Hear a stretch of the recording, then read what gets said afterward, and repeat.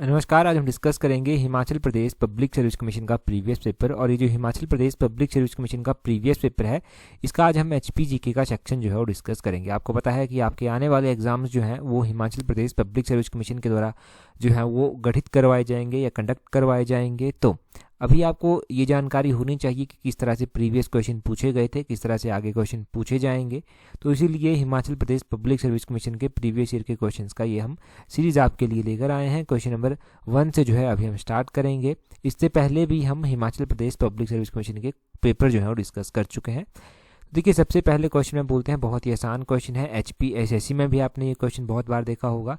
बोलते हैं what is the वैदिक नेम ऑफ यमुना। तो यमुना का वैदिक नाम पूछते हैं कि यमुना नदी जो है उसका वैदिक नाम क्या था, यह क्या है। तो यमुना नदी का वैदिक नाम जो है वो कालिंदी है। ऑप्शन ए जो है वो सही आंसर है। अब यमुना का वैदिक नाम पूछा गया है। हिमाचल में 5 नदियां बहती हैं। इन 5 नदियों के वैदिक नाम एग्जैक्टली आपसे पूछ लिए जाते हैं एग्जाम में। तो पहले तो ये 5 नदियां हैं, चेनाब, राबी, सतलुज, यमुना, ब्यास। और इनके वैदिक नाम है, यमुना का वैदिक नाम है कालिंदी और चेनाब का वैदिक नाम है अश्किनी। ये आपने ध्यान रखना है। पुरुषानी जो है वो राबी का वैदिक नाम है। और बच जाती हैं जो 2 अन्य नदियां, उसमें ब्यास का वैदिक नाम अर्जिक्या है और ब्यास के अलावा सतलुज का वैदिक नाम जो है वो सतुद्री है। ये आपको पता चल गया। अब यमुना नदी की स्पेसिफिक रूप से बात कर लेते हैं। यमुना नदी का लास्ट टाइम भी हमने क्वेश्चन पढ़ा था कि यमुना नदी की एक सहायक नदी है गिरी नदी। ध्यान रखना है कि गिरी किसकी सहायक नदी है, गिरी जो है वो यमुना की सहायक नदी है। और आपने ये साथ में जोड़ लेना है यहाँ पर कि यमुना निकलती कहाँ से है। यमुना जो है वो यमुनोत्री के समीप जो है यमुनोत्री से निकलती है और यमुनोत्री उत्तराखंड से ये निकलती है। परंतु हिमाचल प्रदेश में ये कहाँ पर एंटर करती है, हिमाचल प्रदेश में ये खादर मांझरी नामक स्थान पर एंटर करती है। ये आपने ये भी ध्यान रखना है कि हिमाचल प्रदेश की ये सबसे छोटी नदी है। कैसी नदी है? सबसे छोटी नदी है ये हिमाचल प्रदेश की। तो ये इसकी जो सहायक नदियां हैं उसमें कौन कौन सी आ जाता है? गिरी आ जाता है, टॉन्स आ जाता है, पब्बर आ जाता है, अस्तनी आ जाता है, आंध्रा आ जाता है, मारकंडा आ जाता है। ये इसकी सारी जो इम्पोर्टेंट सहायक नदियां हैं ना, ये सारी इसकी सहायक नदियां हैं। तो ये सहायक नदियां भी साथ में जोड़ लीजिए। अगला क्वेश्चन देखते हैं। बोलते हैं यहाँ पर eight which place does river Beas intersect the Dhauladhar mountain range. तो बोलते हैं कि ब्यास नदी धौलाधार पर्वत श्रृंखला को किस स्थान पर काटती है। देखो, धौलाधार पर्वत श्रृंखला ये आपने ध्यान रखना है कि ये अलग अलग डिस्ट्रिक्ट्स को टच करती हुई जाती है। परंतु ब्यास नदी जो है आपकी ये लारजी नामक स्थान पर, ऑप्शन बी जो है वो सही आंसर है। लारजी नामक स्थान पर जो है वो किसको इंटरसेक्ट करती है? ब्यास नदी को इंटरसेक्ट करती है, ब्यास नदी को जो है काटती है। ये ध्यान रखें। अब लारजी हाइड्रो इलेक्ट्रिक प्रोजेक्ट आपके मन में सबसे पहली बार आना चाहिए। ये जो लारजी है ये ब्यास की सहायक नदी है और लारजी पर जो है एक प्रोजेक्ट बना हुआ है, लारजी हाइड्रो इलेक्ट्रिक प्रोजेक्ट। ये जो लारजी प्रोजेक्ट है ना, ये आपने ध्यान रखना है कि 126 मेगावाट का है और Himachal Pradesh state electricity board limited के द्वारा जो है ये एग्जीक्यूट किया जाता है। ये ध्यान रखें कि किसके द्वारा एग्जीक्यूट किया जाता है, कहाँ पर ये स्थित है। और अगर हम धौलाधार पर्वत श्रृंखला के बारे में ज़्यादा जानकारी एकत्रित करते हैं तो उसमें धौलाधार के बारे में ध्यान रखना है कि धौलाधार को जो है मौलाक पर्वत के नाम से भी जाना जाता है। धौलाधार में आपने ये ध्यान रखना है कि ये जो है इनर हिमालय में आता है और इसका जो एल्टीट्यूड वेरी करता है ना इनर हिमालय का, वो 1500 से 4500 मीटर के बीच में वेरी करता है। ये भी ध्यान रखना है। और आपने साथ में ध्यान रखना है ये ज़रूर कि लारजी जो है ब्यास नदी जो है लारजी के समीप जो है धौलाधार इसको इंटरसेक्ट करता है, क्योंकि ये क्वेश्चन बहुत ही ज़्यादा इम्पॉर्टेंट है। और इसी तरह से हमारे यहाँ पर शिवालिक पर्वत श्रृंखला भी है जिसको मैनाक पर्वत के नाम से जो है वो जाना जाता है। किसके नाम से? मैनाक नामक पर्वत से। और मौलाक जो है वो धौलाधार को कहा जाता है। पूछा जाए कि कांगड़ा से या फिर धर्मशाला से जो पहाड़ दिखाई देते हैं वो कौन से पहाड़ हैं, तो यहाँ से जो पहाड़ मुख्य रूप से दिखाई देते हैं ना, ये धौलाधार के पहाड़ ही दिखाई देते हैं, धौलाधार के ही ये पहाड़ हैं। अगला क्वेश्चन देखते हैं हमारे पास क्या पूछा गया है यहाँ पर। अगले क्वेश्चन में, क्वेश्चन नंबर 3 में पूछा गया है। बोलते हैं which one of the following lakes is not in Chamba district of Himachal Pradesh. तो बोलते हैं कि निम्नलिखित में से कौन सी झील जो है वो हिमाचल प्रदेश के चंबा जिले में नहीं है। क्या पूछा गया है कि नहीं है, बताना है आपको। तो आपको एक एक झील की जानकारी होनी चाहिए। मणिमहेश झील हमने बहुत बार पढ़ा है कि चंबा जिले में स्थित है। मणिमहेश कौन सी वाइल्ड लाइफ सेंचुरी में पड़ता है, ये भी हमने पढ़ा है। महाकाली झील जो है ये भी चंबा में पड़ती है। गड़ासरू झील भी चंबा में पड़ती है। परंतु आपकी जो करेरी झील है ना, करेरी झील, ये चंबा में नहीं पड़ती है। ऑप्शन बी सही आंसर होगा। अब आप पूछेंगे या फिर आपके माइंड में आ गया होगा अभी तक कि ये करेरी झील जो है वो कहाँ पर पड़ती है। ये डिस्ट्रिक्ट कांगड़ा में जो है वो पड़ती है। डिस्ट्रिक्ट कांगड़ा में करेरी झील पड़ती है, डिस्ट्रिक्ट कांगड़ा में जो है वो डल झील पड़ती है, डिस्ट्रिक्ट कांगड़ा में पौंग झील पड़ती है। ये झीलें आपने ध्यान रखनी है। आपने साथ में चंबा की झीलें ध्यान रखनी है। चंबा में जो है वो खजियार झील पड़ती है। खजियार को जो है वो मिनी स्विट्जरलैंड के नाम से भी जाना जाता है। और खजियार के अलावा यहाँ पर गढ़ासरू झील पड़ती है। गढ़ासरू के अलावा यहाँ पर लामा डल झील पड़ती है। यहाँ पर मणिमहेश झील पड़ती है। यहाँ पर चमेरा झील पड़ती है। महाकाली झील जो है वो यहाँ पर पड़ती है। तो ये झीलें पड़ती हैं कहाँ पर, आपके डिस्ट्रिक्ट चंबा में। और डिस्ट्रिक्ट चंबा में पड़ती हैं। आप यहाँ से मुझे कमेंट करके बता दीजिए कि कुंतभ्योग झील है एक हिमाचल प्रदेश में। कुंतभ्योग झील जो है वो कौन से डिस्ट्रिक्ट में पड़ती है, ये आप मुझे कमेंट करके जल्दी से जो है वो बता दीजिए। आसान है, रिवीजन भी आपका हो जाएगा। अगला क्वेश्चन देखते हैं, क्वेश्चन नंबर 4। यहाँ पर क्या बोलते हैं which mountain pass join Kullu and Mandi. तो बहुत ही बेसिक क्वेश्चन है। अब इस तरह के क्वेश्चन बहुत कम पूछे जाते हैं, परंतु फिर भी आपको ध्यान होना चाहिए मैच करने के लिए। ये क्वेश्चन अभी एग्जाम में रिसेंटली ट्रेंड को देखते हुए आ सकता है। आपने ध्यान रखना है कि कुल्लू को जो मंडी से दर्रा जोड़ता है वो है दुलची दर्रा। पहले तो एलाइड सर्विसेज में ये बहुत बार पूछा गया है, परंतु अब थोड़ा कम हो गया है। अब पूछ सकते हैं कि मैच करने को एक तरफ दर्रे दे देंगे 4, एक तरफ स्टेशन दे देंगे 4, जगह डिस्ट्रिक्ट दे देंगे 4, तो मैच करने के लिए बोल देंगे कि हाँ जी मैच करो किसके साथ कौन सा मिलता है। तो वो हो सकता है अब, परंतु इस तरह से इंडिविजुअली क्वेश्चन बहुत कम पूछा जाएगा। कुल्लू को मंडी से जो है वो दुलची दर्रा जो है वो जोड़ता है। यहाँ पर और भी दर्रे दिए गए हैं, जैसे कि दराती दर्रा यहाँ पर दिया गया है। तो आपने ध्यान रखना है कि दराती दर्रा जो है वो चंबा डिस्ट्रिक्ट को पांगी से जो है वो जोड़ता है। और कौन से डिस्ट्रिक्ट में स्थित है, क्योंकि चंबा पांगी भी चंबा में है, तो ये चंबा डिस्ट्रिक्ट में दर्रा पड़ता है। आपने ध्यान रखना है कि जलोरी दर्रा जो है वो किसको किसके साथ जोड़ता है। देखो, अगर जलोरी दर्रे की बात की जाती है ना, तो ये दर्रा जो है वो डिस्ट्रिक्ट कुल्लू में स्थित है। कहाँ पर स्थित है, डिस्ट्रिक्ट कुल्लू में स्थित है। और ये इनर और आउटर सिराज को जो है वो आपस में जोड़ता है। इनर और आउटर सिराज को आपस में ये जोड़ेगा। जलासू दर्रा जो है, आपने ध्यान रखना है कि ये दर्रा जो है वो चंबा को कांगड़ा के साथ जोड़ेगा। किसको, चंबा को कांगड़ा के साथ जो है वो जोड़ेगा। अब क्या कुछ और ऐसे दर्रे हैं जो डिस्ट्रिक्ट कुल्लू को डिस्ट्रिक्ट मंडी के साथ जोड़ते हैं? हाँ जी, हैं ऐसे दर्रे जो डिस्ट्रिक्ट कुल्लू को डिस्ट्रिक्ट मंडी के साथ जोड़ते हैं। जैसे कि भूभू दर्रा हो गया। भूभू दर्रा कुल्लू को जोगिंद्रनगर के साथ जो है वो जोड़ता है। किसको, कुल्लू को जोगिंद्रनगर के साथ जोड़ता है। वो दर्रा आप साथ में जोड़ लें। और भी बहुत सारे दर्रे हैं रिवाइज करने को। आप तो सारा दिन लगा दें दर्रों को रिवाइज करने में, वो तो रिवाइज होते रहेंगे। तो यहाँ से जो डिस्ट्रिक्ट बच गए हैं टच करने को, वो उन डिस्ट्रिक्ट्स के दर्रे मैं आपको बता देता हूँ। जैसे कि तेंतु दर्रा है। तेंतु दर्रा कांगड़ा को कुल्लू के साथ जोड़ेगा। सारा उमका दर्रा है, ये कुल्लू को स्पिति के साथ जो है वो जोड़ेगा। कुंजुम दर्रा है, ये लाहौल को स्पिति के साथ जोड़ेगा। ये आप कहिए कि लाहौल स्पिति में जो है ये स्थित है। बस इतना सा ध्यान रख लीजिए। और कितने दर्रे रिवाइज करेंगे, 5-7 दर्रे बहुत होते हैं एक बारी में। अगला क्वेश्चन देखिए। अगले क्वेश्चन में क्या बोलते हैं, क्वेश्चन नंबर 5 में बोलते हैं with which rishi is Nirmand region of Kullu associated. तो बोलते हैं कि कुल्लू का जो निर्मंड रीजन है, निर्मंड का इलाका है, इसको बोलते हैं कि कौन सा जो ऋषि हैं यहाँ से जुड़े हुए हैं। तो आपने ध्यान रखना है कि परशुराम ऋषि, ऑप्शन सी सही आंसर है। परशुराम ऋषि जो है वो निर्मंड रीजन के साथ जो है वो जुड़े हुए हैं। और ये निर्मंड रीजन जो है वो कुल्लू में जो है वो स्थित है। और निर्मंड की ही साथ में जब बात की जाती है ना, तो निर्मंड में देखो, निर्मंड में जो है वो भुंडा फेस्टिवल भी लगता है। कौन सा फेस्टिवल है, भुंडा फेस्टिवल जो है वो निर्मंड में लगता है। और देखो, निर्मंड में भुंडा फेस्टिवल लगता है। निर्मंड में जो है वो बुढ़ी दिवाली भी जो है वो होती है, वो आपने ध्यान रखना है। ये जो भुंडा फेस्टिवल है ना, अगर आप भूले नहीं हैं और कंटिन्यूसली वीडियो देख रहे हैं, तो इसको कुंभ भी कहा जाता है। कुंभ, पहाड़ों का कुंभ भी इसको कहा जाता है, क्योंकि ये जो है वो 12 वर्षों के बाद जो है वो भुंडा फेस्टिवल मनाया जाता है यहाँ पर। ये आपने ध्यान रखना है। और यहाँ से आप ये भी ध्यान रखें कि भगवान परशुराम या ऋषि परशुराम जो है, इनकी माता का नाम रेणुका था। और रेणुका झील जो है वो कहाँ पर स्थित है, रेणुका झील जो है वो सिरमौर में स्थित है। भगवान विष्णु के छठे अवतार जो है वो परशुराम माने जाते हैं। कहा जाता है कि भगवान विष्णु के ये छठे अवतार हैं। और भगवान परशुराम ने जो था वो अपने पिता ऋषि जगदम्बनी की आज्ञा का पालन करते हुए जो था वो क्या किया था, रेणुका माता का जो था वो बलिदान अपने हाथों से जो था वो दिया था। और जगदम्बनी जो है वो जामलू देवता के रूप में भी जो है वो जाने जाते थे। ये भी ध्यान रखें। तो ये सिरमौर की रेणुका झील कवर हो गई। यहाँ से जो ऋषि परशुराम, ऋषि जगदम्बनी, इनका रिलेशन किस तरह से थे, ये सारे क्वेश्चन जो हैं वो यहाँ से निकल कर आते हैं। ये सारे क्वेश्चन यहाँ से क्लियर हो गए आपके। अगला क्वेश्चन देखते हैं। यहाँ पर बोलते हैं क्वेश्चन नंबर 6 में बोलते हैं with which of the following is Rewalsar village of Mandi district of Himachal Pradesh associated. तो बोलते हैं कि निम्नलिखित में से मंडी जिले का रिवाल्सर गांव जो है वो निम्नलिखित में से किसके साथ जुड़ा हुआ है। देखो, मंडी जिले का जो रिवाल्सर है वो पहले तो गुरु गोविंद सिंह जी के साथ भी जुड़ा हुआ है, लोमस ऋषि के साथ भी जुड़ा हुआ है और पद्म संभव के साथ भी जो है वो जुड़ा हुआ है। इन तीनों के साथ ही जो है वो जुड़ा हुआ है। तो option D all of these जो है वो सही आंसर हो जाएगा। अब किस तरह से जो है वो रिवाल्सर जुड़ा हुआ है और किस तरह से ये कहानी है इसके पीछे सारी, वो हम आपको बताते हैं, वो यहाँ से जानिए ताकि एग्जाम में ना भूले आपको। देखो, रिवाल्सर के बारे में ध्यान रखें।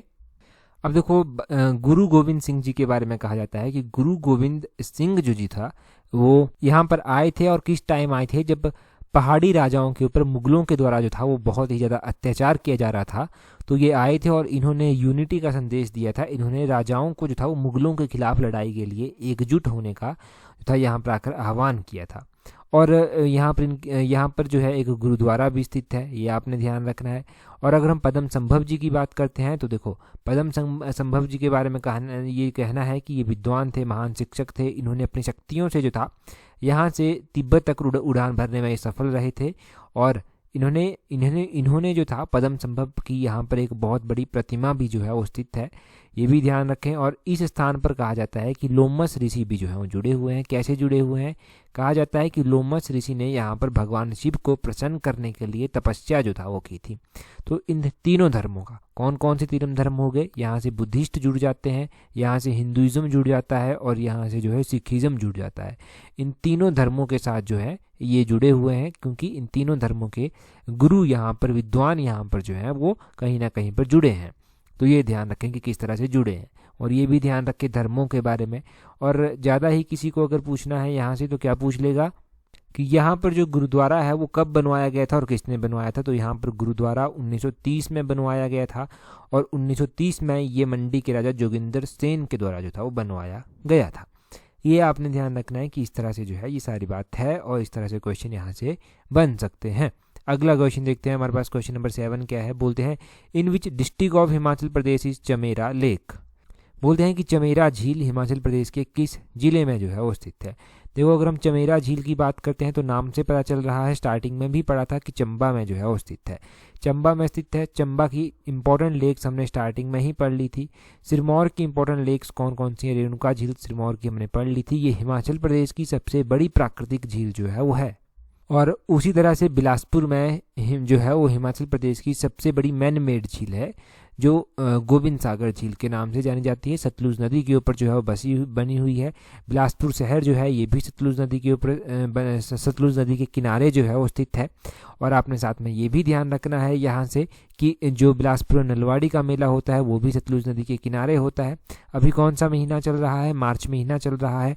तो मार्च महीने में ही जो है वो नलवाड़ी का मेला भी होता है, क्योंकि मंथ भी एग्जाम में पूछा जाता है। तो ये सारे क्वेश्चन यहाँ से किसी भी तरह में पूछे जाए आपको पता होने चाहिए। मंडी की अगर हम बात करते हैं तो मंडी का आपने तत्ता पानी वाटर स्प्रिंग जो है वो याद रखना है कि तत्ता पानी का एक स्रोत है यहाँ पर, जहाँ पर लोग जो हैं वो बड़ी श्रद्धा के साथ जाते हैं, पवित्र त्योहारों पर जाते हैं, स्नान करते हैं, क्योंकि फेमस यहाँ पर लोगों की श्रद्धा जुड़ी हुई है साथ में। अगला क्वेश्चन देखिए, क्वेश्चन नंबर 8। क्वेश्चन नंबर 8 में बोलते हैं what is the title of justice Mehr Chand Mahajan autobiography. तो बोलते हैं कि जस्टिस मेहरचंद महाजन की जो ऑटोबायोग्राफी है उसका क्या नाम है? जस्टिस मेहरचंद महाजन की ऑटोबायोग्राफी का नाम है लुकिंग बैक। ऑप्शन ए जो है वो सही आंसर है। लुकिंग बैक इनकी ऑटोबायोग्राफी का नाम है। आपने ध्यान रखना है कि जस्टिस मेहरचंद महाजन, नाम से तो पता चल गया कि जज थे, परंतु क्यों इतने फेमस हैं? ये इतने फेमस इसलिए हैं क्योंकि ये जो है वो हिमाचल प्रदेश से एकमात्र ऐसे जज रहे हैं जो सुप्रीम कोर्ट के चीफ जस्टिस जो हैं वो बने हैं। सुप्रीम कोर्ट के चीफ जस्टिस ये रह चुके हैं। जज तो अभी भी सुप्रीम कोर्ट में है हिमाचल से, संजय करोल जिनका नाम है, वो डिस्ट्रिक्ट कांगड़ा से संबंध रखते हैं। और ये जो जस्टिस मेहरचंद महाजन थे ये भी डिस्ट्रिक्ट कांगड़ा से ही संबंध रखते थे, परंतु ये चीफ जस्टिस तक पहुंचे थे। संजय करोल जो है जज बने थे, अभी हाल फिलहाल में बने थे, तब हमने डिस्कस भी किया था इनके बारे में। और जस्टिस मेहरचंद महाजन के बारे में क्या ध्यान रख सकते हैं? जस्टिस मेहरचंद महाजन जो था वो इनका जन्म 1889 में हुआ था। जस्टिस मेहरचंद महाजन जो थे, स्टार्टिंग में ये लाहौर, जब मतलब इंडिया अलग नहीं हुआ था तो लाहौर के कोर्ट में भी जो था ये रहे थे। उसके बाद इन्हें अलग अलग अपॉर्चुनिटीज़ मिली, जैसे कि इन्हें बीकानेर रियासत के संवैधानिक सलाहकार के रूप में भी चुना गया था। 1954 में जो था ये जज बने थे और इनकी आत्मकथा जो थी उसका नाम था लुकिंग बैक। ये इनकी आत्मकथा थी, ये आपने बहुत ज़रूरी है, ये आपने ध्यान रखनी है। जस्टिस संजय करोल के बारे में तो आपने जान ही लिया कि ये डिस्ट्रिक्ट कांगड़ा से संबंध रखते हैं और उनके बारे में इतना ही ज़रूरी है, ज़्यादा नहीं यहाँ से पूछेगा एग्जामिनर डीप में जाकर, तो इतना ज़रूर ध्यान रखें। और आपने देखो, सुनने की बात होती है, अगर आप जितना सुनते हैं ना तो उतना आपके दिमाग में ज़्यादा चीज़ें याद रहती हैं। ज़्यादा आप नहीं पढ़ पाते क्योंकि लिमिटेड ही आप पढ़ पाएंगे एक दिन में, परंतु फिर भी हमने ऑडियो रेडियो सीरीज चलाई है जिसमें हम जो है वो आपका रिवीजन करवाने की कोशिश करते हैं, अच्छा रिवीजन हो सके ताकि आपका। तो उस ऑडियो रेडियो सीरीज़ को शाम को 6 बजे वो डेली अपलोड की जाती है। 7-8 सेट उसके हो चुके हैं, उनको आप सुन सकते हैं और आपका अच्छे से रिवीजन जो है वो हो जाएगा, इसमें कोई संदेह नहीं है। 1-2 बार आप सुनेंगे तो आपको एग्जैक्टली पता चल जाएगा। अगला क्वेश्चन देखिए, क्वेश्चन नंबर 9 में बोलते हैं who is the author of Gorkha conquest Turkey. तो बोलते हैं अर्की की गोरखा विजय, ये जो किताब है इसके लेखक कौन है? तो ये हैं US परमार। ऑप्शन डी जो है वो सही आंसर है, US परमार बिल्कुल सही आप सुन रहे हैं।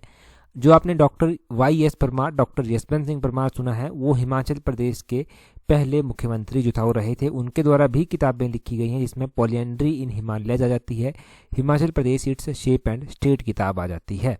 तो ये किताबें हैं डॉक्टर यशवंत सिंह परमार की। गोरखा कॉन्क्वेस्ट टर्की किताब जो था ये लिखी गई थी US परमार के द्वारा। अगर हम यहाँ से और किताबों के बारे में रिवाइज़ करते हैं, क्योंकि काफ़ी टाइम से नहीं हुआ है किताबों के बारे में रिवाइज़, तो आप यहाँ से क्या क्या रिवाइज़ कर सकते हैं? आप यहाँ से रिवाइज़ कर सकते हैं कि हिमाचल प्रदेश के ऊपर जो किताबें लिखी गई हैं, जैसे कि हिमाचल प्रदेश अतीत वर्तमान और भविष्य एक झलक, ये किताब देवराज शर्मा के द्वारा जो है वो लिखी गई है। हिमाचल प्रदेश के ऊपर इसी तरह की एक हिमालयन आर्ट किताब है जो JC फ्रैंक के द्वारा लिखी गई है। हिमालयन आर्ट के अलावा हिमालयन सर्किट किताब भी है जो कि GD खोसला के द्वारा लिखी गई है। कंट्री लाइफ किताब जो है ये भी है जो नोहरा रिचर्ड के द्वारा लिखी गई है। अवार्ड ऑफ गॉड किताब भी है जो एंड्रयू विल्सन के द्वारा जो है वो लिखी गई है। पहाड़ बेगाने नहीं होंगे, ये किताब शांता कुमार के द्वारा लिखी गई है। धरती है बलिदान की किताब ये भी शांता कुमार जी के द्वारा लिखी गई है। लाजो किताब ये भी शांता कुमार जी के द्वारा लिखी गई है। कुल्लू देश की कहानी किताब LC परार्थी के द्वारा लिखी गई है।